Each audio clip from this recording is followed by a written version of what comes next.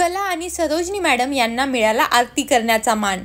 तो कसा ते नक्कीच बघा. त्यानंतर अद्वैतने त्याच्या आईच्या वरती सासूबाईंना म्हणजेच मिसेस खरे यांना निवडलेलं आहे. कसं काय? त्यानंतर सगळ्यात मोठं म्हणजे सोहमने अनामिकाच्या जागी काजलला निवडलेलं आहे या स्पर्धेमध्ये ॲज अ पार्टनर म्हणून, तेही अनामिकाच्या जागी. अद्वैत आणि कला दिवे बनवताना दिसलेले आहेत, ते कशासाठी?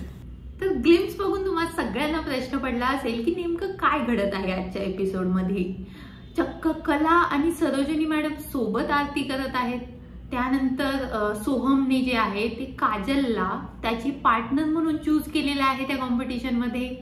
आणि अद्वैत आणि कला मिळून जे दिवे बनवत आहेत ते कशासाठी? तर असे बरेचसे प्रश्न पडलेले असतील, बरोबर?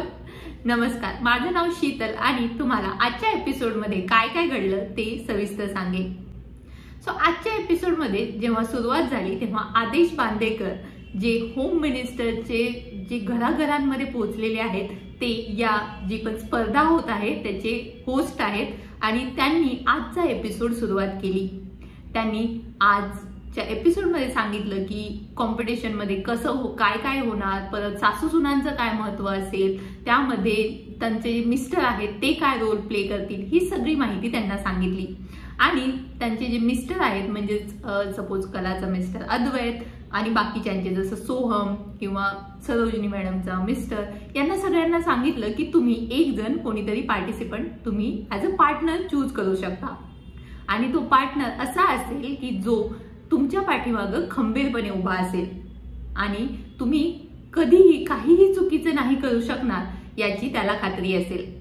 आणि यावरती सगळ्यात शॉकिंग म्हणजे जेव्हा सरोजिनी मॅडमला वाटत होतं की अद्वैत हा त्यांना चूज करेल तेव्हा त्याने कलालाही नाही चूज केलं. कलालाही न चूज करता त्यांनी मिसेस खरे म्हणजे कलाच्या आईला चूज केलेलं आहे. हो, हे शॉकिंग होतं, बट ते म्हणतात ना कलाची आईला कला हमेशा म्हणत असते की तू हमेशा जावयाची बाजू घेत असते आणि तेच आज झालं.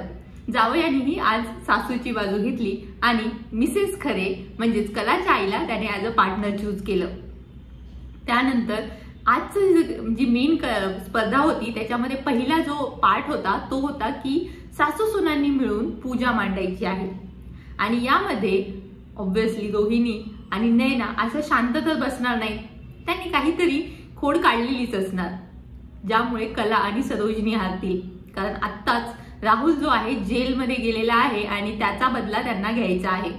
आणि मेन नैना तर या स्पर्धेमध्ये आलेली आहे कारण सोन्याचं पैंजण तिला भेटणार आहे.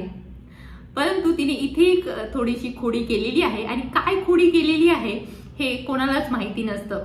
बट जेव्हा सासू सुना म्हणून सगळी पूजाची मांडामांड करायला लागतात तेव्हा कलाच्या लक्षात येतं की त्यांच्याकडे दिवेच नाहीयेत. जेव्हा सगळं एन्क्वायरी वगैरे केली जाते तेव्हा अद्वैत तिला दिवे आणून देतो, पण तेही दिवे फुटलेले असतात. पण अद्वैत तिला आणखीन काही दिवे आणून देतो जे की चांगले दिवे असतात, जे फुटलेले नसतात. आणि अशा प्रकारे नैनाचा जो प्लॅन असतो तो कम्प्लिटली फ्लॉप होतो.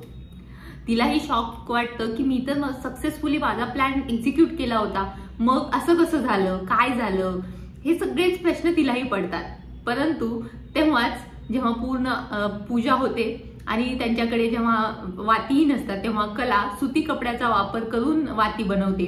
आणि त्यानंतर जेव्हा आदेश बांदेकर जे आहेत ते विचारतात की तुमचे दिवे फ्रेश दिसत आहेत तर ते कसे काय, त्यावरती ती सांगते की रात्री म्हणजे जेव्हा अद्वैत आणि कला चेक करत असतात की सगळी सामग्री आहे की नाही तेव्हा त्यांना समजते की दिवे कोणीतरी फोडलेले आहेत, तेव्हा ते फ्रेश दिवे बनवतात. आणि हे सगळं जे जुगाड केलेला असतो की सुती कापडाचा यूज करून वाती बनवलेले असतात, हे सगळं बघून आदेश दादा जे असतात त्यांना खूप जास्त चांगलं वाटतं आणि ते कला आणि सरोजिनी मॅडम या दोघांनाही पूजेचा मान देतात आणि त्या स्पर्धेचे त्या जो पहिला भाग असतो त्याचे विनर डिक्लेअर करतात. आणि हे पाहून नैना आणि रोहिणीला समजत नाही की रिॲक्ट कसं करायचं, बट हा त्या दोघींना मान भेटलेला आहे पूजा करण्याचा. आणि अशाच प्रकारे आता नवीन नवीन स्पर्धा होतील. हे फक्त पहिला पार्ट होता, पुढच्या पार्ट्समध्ये काय होईल, कुठल्या स्पर्धा होतील, नैना आणि रोहिणी काय प्लॅन करतील, कला आणि सरोजनी, अद्वैत या सगळ्याला कसं टॅकल करतील आणि कसं पुढच्या स्पर्धा जिंकतील हे आपल्याला पाहायला नक्कीच आवडेल. तर तुम्ही आणखीनही आपल्या चॅनलला सबस्क्राईब केलं नसेल तर नक्की करा आणि मी तुम्हाला गॅरंटी देते की तुम्हाला नवनवीन असेच एपिसोड तुमच्यापर्यंत मी पोहोचवत जाईन.